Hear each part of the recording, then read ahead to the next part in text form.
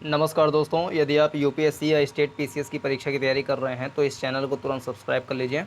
आज की वीडियो में हम फसल पैटर्न के बारे में डिस्कशन करेंगे। इस वीडियो के आधार पर यदि एक प्रश्न हम तैयार करना चाहें तो ये हो सकता है, क्या क्रॉप पैटर्न में बदलाव किसानों की आय दोगुनी करने में सहायक हो सकता है? चर्चा कीजिए। और इस प्रकार के प्रश्न जो है स्टेट पीसीएस के एग्ज़ाम में पूछे जाते हैं, ऐसे छोटे छोटे क्वेश्चन। तो हम देख लेते हैं कि इसका आंसर हम किस प्रकार से दे सकते हैं यदि ये प्रश्न पूछ लिया जाए। क्योंकि आप जानते हैं कि प्रधानमंत्री नरेंद्र मोदी जी का एक कहने सपना है, सरकार का सपना है, संघीय सरकार का, कि किसानों की आय जो है वो दोगुनी किया जाए। उसके लिए क्या क्या काम किए जा सकते हैं, तो उसके बारे में। तो उसके एक उपाय के रूप में हम क्रॉप पैटर्न को देख सकते हैं कि फसल के पैटर्न में यदि बदलाव करेंगे तो उससे भी किसानों की आय दोगुनी होने में कैसे सहायक हो सकता है। तो इसके बारे में हम डिस्कशन करेंगे इसमें।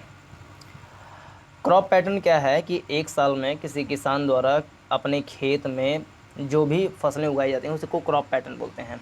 सामान्यतः जो रबी, खरीफ और जायद की फसलें होती हैं तो ऐसे करके उगाया जाता है, इसी को बोलते हैं क्रॉप पैटर्न। जैसे मान लीजिए कोई एक साल में एक खेत में कभी 6 महीने तक मान लीजिए धान की फसल है, फिर अगले 6 महीने जो है गेहूँ की फसल है, तो फिर अगले साल यही फसल हो गई, तो ये हो जाता है उसका क्रॉप पैटर्न कि यहाँ पे गेहूँ और धान उगाया जाता है।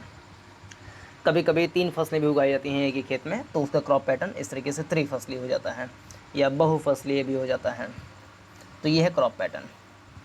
तो किसानों की आय दोगुनी करने में ये सहायक कैसे है, तो इसके लिए हम पहले ये नुकसान इसका समझ लें कि जब हम क्रॉप पैटर्न हमारा पुराने तकनीक वाला रहता है, पुराने हिसाब से रहता है, तो उससे किसानों को नुकसान क्या होता है। जैसे अगर एक खेत में एक ही प्रकार की फसल, जिसको मोनोकल्चर बोलते हैं, एक ही प्रकार की फसल को बार बार उगाया जाएगा, और जब हरित क्रांति आई तो हरित क्रांति की तकनीकों को अपनाया गया, तो इससे क्या हुआ कि कृषि क्षेत्र की विविधताओं के अनुरूप जो फसलें होनी चाहिए थे उसको कम किया गया। क्योंकि मुख्य रूप से जो गेहूं और चावल है इस पर फोकस ज़्यादा किया गया, शुरुआत में गेहूं में, फिर बाद में चावल पे भी फोकस ज़्यादा हो गया। तो जो कृषि के क्षेत्र में विविधता होनी चाहिए उसमें कहीं ना कहीं कमी होती गई, और मोनोकल्चर की ओर हमारा कृषि तंत्र जो है वो फैलता चला गया। इससे लोग केवल कुछ ही फसलों, जैसे एक दो फसलों के ही पीछे भागते रहे, जिससे जो खेती में जल है, पानी की मात्रा है, या सिंचाई करने के लिए पानी की जो आवश्यकता है वो उनको ज़्यादा पड़ने लगी, जिससे किसानों की आय कम होती गई। क्योंकि जो गेहूँ है या चावल है, इसके अलावा जो गन्ना है, इसमें क्या है कि पानी की मात्रा ज़्यादा लगती है। जब पानी इसमें ज़्यादा लगेगा तो जाहिर सी बात है किसानों की आय जो है वो अपने आप ही कम हो जाएगी, क्योंकि उत्पादन लागत उनकी बढ़ जाएगी। और एक ही खेतों में जब बार बार मोनोकल्चर किया जाता है तो उससे कहीं ना कहीं जो मृदा है, सॉइल है, उसकी उर्वरता, उसकी फर्टिलिटी भी कम होती है। जब उसकी फर्टिलिटी कम होगी तो जाहिर सी बात है उसकी जो प्रोडक्टिविटी भी कम हो जाएगी। और जबकि यहाँ पर जो कॉस्टिंग आ रही है वो लगातार बढ़ती ही जा रही है, क्योंकि पानी ज़्यादा लग रहा है और मिट्टी की कमी आ रही है, तो हम उसमें जाहिर सी बात है कि जो केमिकल पेस्टिसाइड्स हैं उसको ज़्यादा से ज़्यादा मात्रा में डालेंगे, फिर कीटनाशक डालेंगे, तो उससे हमारा जो लागत है वो बहुत ज़्यादा बढ़ जाता है, इतना ज़्यादा बढ़ जाता है जिससे कि खेतों को नुकसान भी होता है और फसलों का उत्पादन भी घट जाता है। तो ये तो नुकसान है इससे।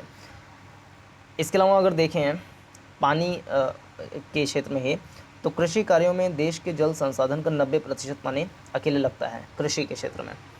इनमें से भी 80% जो पानी है वो केवल धान, गेहूँ और गन्ना वाली खेतों में लगता है।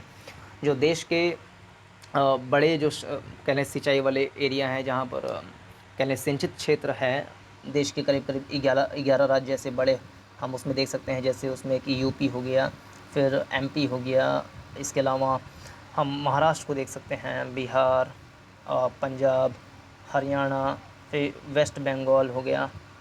तो 1 2 3 4 5 6 7, इसके अलावा हम आसाम को भी देख सकते हैं, इसी में ही तमिलनाडु हो गया, फिर तेलंगाना, आंध्र प्रदेश का इलाका हो गया। यहाँ सब क्या है कि एक ही प्रकार की मोनोकल्चर बार बार करने से, और चूँकि यहाँ पे पानी की पर्याप्त उपलब्धता भी है, वहाँ पे सिंचित एरिया ज़्यादा है, हालांकि पानी की कमी निरंतर कम होती जा रही है, कमी होती जा रही है पानी की, लेकिन फिर भी जो भी उपलब्धता वहाँ पे पानी की है उसमें क्या है इसी प्रकार की खेती की जाती है। तो पानी जो है बहुत ज़्यादा उसमें लगता है, जिससे कि वहाँ पर कह लें कि पानी की कमी भी महसूस की जाती है। और फिर इसके विकल्प के तौर पे हम कर क्या सकते हैं। जैसे सस्यन प्रतिरोध को अगर हम चेंज करेंगे, क्रॉप पैटर्न को चेंज करेंगे, तो जाहिर सी बात है कुछ उसमें नई चीज़ें लगाना पड़ेगा। तो उसमें हम ऑप्शन के रूप में दलहन देख सकते हैं, फिर तिलहन देख सकते हैं, और जो पोषक अनाज होते हैं जैसे डाइटरी फाइबर हो गए, ज्वार, बाजरा, इन सब फसलों को हम उगा सकते हैं। इसके क्या फ़ायदे हैं उसको हम अभी देखते हैं।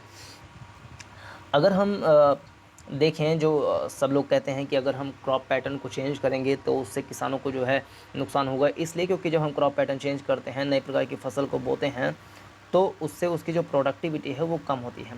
प्रोडक्टिविटी एक बार भले ही कम हो जाए, लेकिन धीरे धीरे जो है मिट्टी की उर्वरता जब बढ़ेगी, कह लें कि जो सॉइल की उर्वरता है, फर्टिलिटी, वो बढ़ेगी, और जो पेस्टिसाइड्स हैं वो कम लगेंगे, पानी जो है वो कम लगेगा।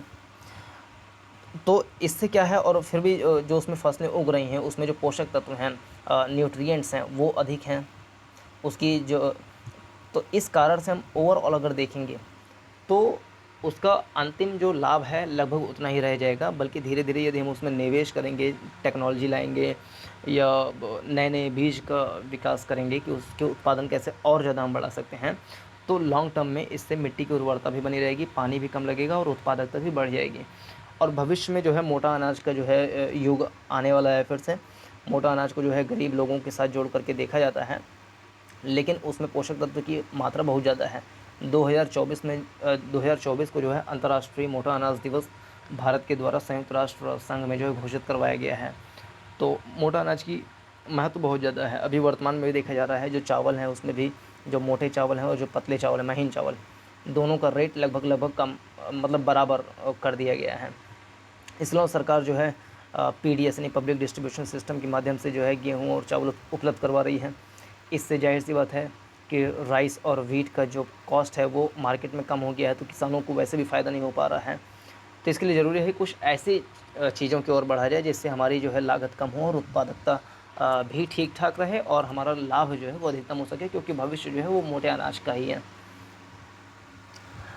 और अगर हम देखें, जो हमारा बफर स्टॉक है, सुरक्षित भंडार, पिछले एक दशक में 2010 से लेकर के 2020 तक में अगर हम देखें, तो गेहूँ और चावल के 3.1 करोड़ टन जो है बफर स्टॉक हमारा सुरक्षित रहा है। और 2020 में एक्स्ट्रा भी जो गेहूँ चावल ये सब निकाले गए हैं फ्री में बांटने के लिए, उसके बावजूद भी 6 करोड़ टन के आसपास जो है फिर भी हमारा सुरक्षित भंडार पड़ा हुआ है।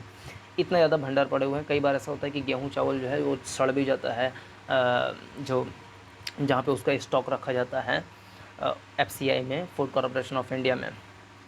तो उसकी प्राइस जो है अपने आप ही धीरे धीरे कम होती जा रही है, क्योंकि उसकी जो स्टोरेज है वो बहुत ज़्यादा है, स्टॉक जो है बहुत ज़्यादा है।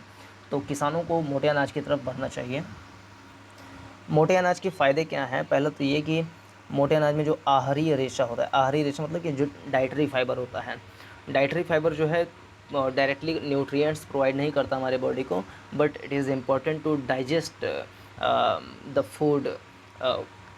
उसको सही से पाचन करने के लिए ज़रूरी है कि खाना सही से पच जाए, इसके लिए डाइटरी फाइबर की आवश्यकता पड़ती है, जो कि मोटे अनाज में पाया जाता है। इसके अलावा विटामिन हो गया, जो मिनरल्स हो गए, फिर प्रोटीन और एंटीऑक्सीडेंट्स, ये भी अधिक मात्रा में पाया जाता है। और इसमें जो शर्करा है, शर्करा की मात्रा कम होती है, जिससे जो मधुमेह है, मधुमेह कम होगा, मधुमेह वाले रोगियों की संख्या भी इससे धीरे धीरे कम होती चली जाएगी।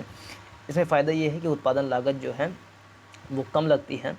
अगर हम इसके उत्पादन को और ज़्यादा बढ़ाना चाहें तो शोध और विकास पर जो है अधिक निवेश अगर करेंगे तो इसमें उत्पादकता भी बढ़ जाएगी। और सरकार को एमएसपी जो है इस फसलों पे देना चाहिए। जो मोटे अनाज हैं जैसे ज्वार हो गया, बाजरा हो गया, इन सब में रागी हो गया, इन सब फसलों पे जो है यदि सरकार एमएसपी प्रोवाइड करेगी तो छोटे किसान भी जो हैं इसके लिए आकर्षित होंगे।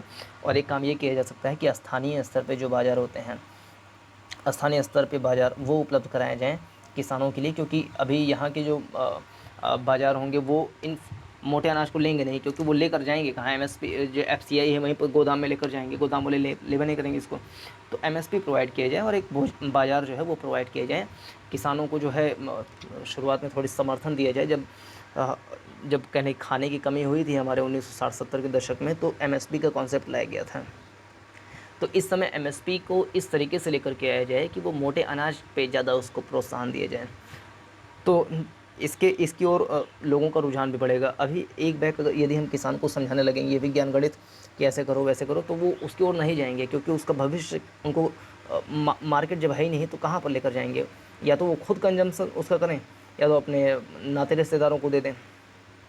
बाकी कोई जो है ठेकेदार या कोई जो मार्केट में है वो उसको लेबे नहीं करेगा, तो उसका उसमें फ़ायदा हो नहीं पाएगा फिर। तो वो उसी फसल की ओर दौड़ दौड़ के जाएगा जो कम से कम औने पौने दाम पे बिक जा रहे हैं, कुछ तो मिल जा रहा है उसको।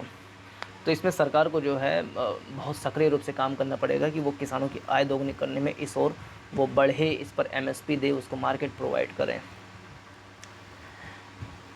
आंगन इसके अलावा ये जो फसलें हैं मोटे अनाज वाले, इसको हम जो आंगनबाड़ी केंद्र हैं उस पर प्रोवाइड करा सकते हैं। मध्याह्न भोजन कार्यक्रम में मोटे अनाज को हम यूज़ करें। इससे क्या है कि बच्चों का कुपोषण भी कम होगा। भारत में कुपोषण, स्टंटिंग के शिकार बहुत सारे बच्चे हैं, करोड़ों बच्चे, 19 करोड़ पीपल जो हैं भारत में, 190 मिलियन पीपल जो हैं वो भूखमरी के शिकार पर हैं। अगर हम ऐसी फसलों की ओर जाएंगे जहाँ पर पानी की मात्रा ज़्यादा लगती है, पैसे ज़्यादा लगते हैं, बीज खाद के भी ज़्यादा पैसे लगते हैं, मिट्टी भी ख़राब हो रही है, पोल्यूशन, वाटर पोल्यूशन इससे बढ़ता है, एयर में बहुत तरीके का पोल्यूशन होता है जब हम पेस्टिसाइड्स को या कहें कि जो कीटनाशक हैं उसको जब हम छिड़कते हैं, तो इससे कुपोषण और तरह तरह की बीमारियाँ फैलने का डर रहता है। तो हम क्यों ना ऐसी चीज़ों पर जाएँ जिसमें मधुमेह जैसे रोग भी कम होते हैं और हमारे शरीर को जो है पोषक आहार मिल जाते हैं। तो अगर इन सब क्षेत्रों में काम करेंगे तो किसानों की आय 2022-2024 तक ज़रूर दोगुनी तक हम पहुंचा सकते हैं। इसके लिए मोटा अनाज एक बहुत बढ़िया विकल्प है। इसकी ओर हम मोटा अनाज पर किसी अन्य दिन हम बहुत विस्तार से हम चर्चा करेंगे। इसमें केवल इतना है कि इस प्रश्न पे हम कैसे आंसर लिख सकते थे। तो क्या क्रॉप पैटर्न में बदलाव किसानों की आय दोगुनी करने में सहायक हो सकता है? तो यस, बिल्कुल सहायक हो सकता है, लेकिन इसकी कुछ चुनौतियाँ हैं, कुछ बाधाएँ हैं, और क्या इसके अवसर हैं, इसको हम तलाश करके इस ओर आगे बढ़ सकते हैं। तो इस वाले वीडियो में इतना ही। पूरा देखने के लिए बहुत बहुत धन्यवाद। नमस्कार, जय हिंद।